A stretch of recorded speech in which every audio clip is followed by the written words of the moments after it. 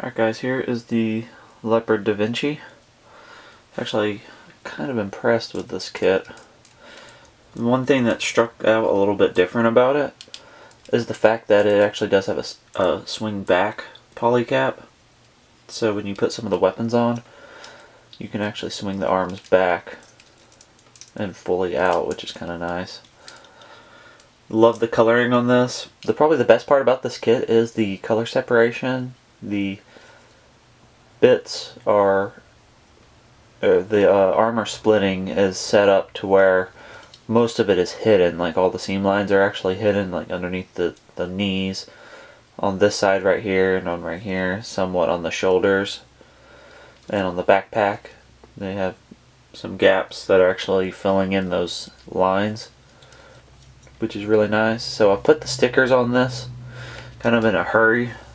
They're not the best that I could probably do on it, but it's not the worst either. Let me see if I can get this guy to focus in real quick.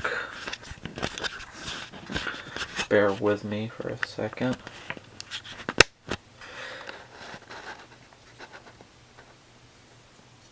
So the coloring is really nice on this kit. I really like the coloring. The sticker placement isn't too bad. It's not very many stickers. The one on the dome, which it looks horrible. You have one for the camera on the front of the head, one on the back of the head, a couple for the guns, and I think that's really it. And of course the eyes, because we always have to get the eyes. I've already removed the nubs, the safety nubs for the V-fin. I've also split the waist skirts too, which this is probably the best splitting waist skirts I've seen so far. They just work really well. So when you actually get all your full range in there, you actually get a lot of really good motion with it, which is nice. The hollow bits, there's not much to it, which I'm actually a little impressed by. It's just a little bit on the feet, which actually doesn't look bad for it. Of course, you also get the action-based connector too, which is kind of nice. You also get a bunch of these solid points on the actual mech for attaching weapons, and you get these little arms that actually move around and stuff. So for articulation real quick, we'll go ahead and go over it. You know, double jointed arm, of course ball jointed wrist, which these are the same wrists as the Burning Gundam, which is kind of nice. They get that little swing to it, which is kind of cool. The torso, you're not going to get any really ab crunch out of that guy. The head, of course, is on a double ball joint. The legs, they have a ton of motion.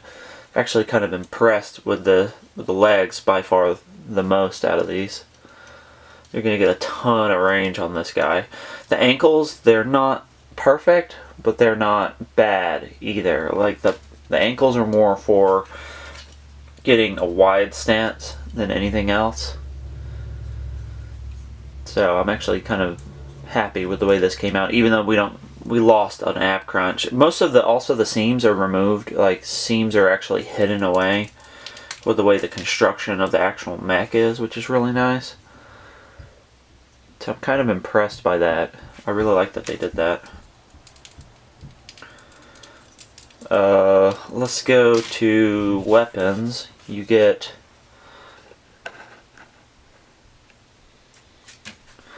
a nice bit of weapons. You get this little rocket, which is kind of cool. These little side rockets, like the heavy arms. Those are probably going to have to be painted. I may end up painting these little guys like red or something. These instructions, they say to put it on the legs. I like them better on the legs too. You also get these two Vulcans, like little cannons. There's stickers here. The only thing that sucks about the weapons is there's a really nasty seam along the lines on the actual weapons. Plug these guys up here on the top.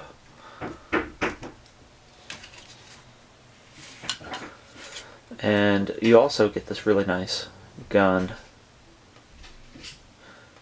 No real motion that you get out of this guy, but it's still kind of nice to have.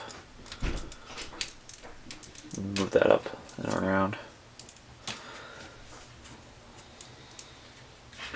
Then you also get 2 big boy guns, 2 big Gatling guns, which is really cool. These I may end up painting. They have a really nasty seam on them. As you can tell, it's really bad. I don't like the way that came out. And these come off. I'm going to have to fix those too. I may end up having to remove all the seams for that too.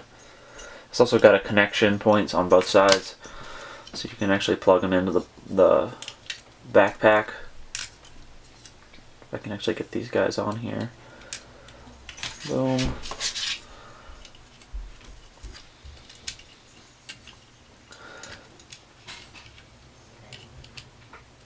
And boom. And it also has these little handles underneath the actual underside of the arm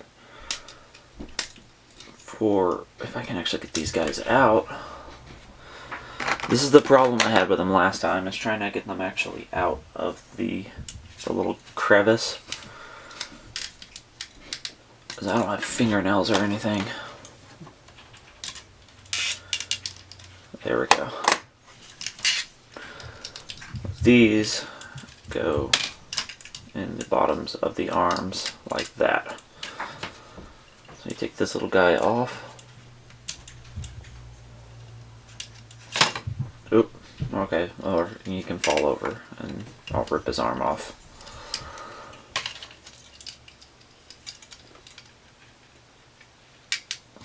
Put this guy in here like that. Put his wrist in there, and boom, bibbidi bop. That's why you have the swing back polycap, because it gives you a little bit of range on that. All in all, probably this is the best Bill Fighters kit they've released so far, in my opinion. Because most of the seams are actually hidden away, which I really like that a lot. I plan on repainting this guy completely. I'm going to end up doing him in some Citadel paint, which I think is going to look really good on him. It's darker than it actually looks, but it's slightly lighter than the actual original kit. And then I'll highlight it with some other color as well too. I'm also going to paint all the weapons, brush them up with some dry brushing, remove all the seams. I think I may end up painting this little chunky bit, this big old piece right here, in white to kind of break the weapon up some. Maybe do some light gray in it, just a smidge, maybe up on the top here, maybe on the barrel. I may end up drilling out the barrel holes for the gun. I think that would look pretty good with it. Alright guys, hopefully you guys liked the review. First time doing this. Maybe I'll try and end up doing some other stuff later on. Hopefully I covered enough. If you guys have any questions about this particular kit, just ask them in the comments below or send us an email through the Gunpla email address. Alright, thanks guys.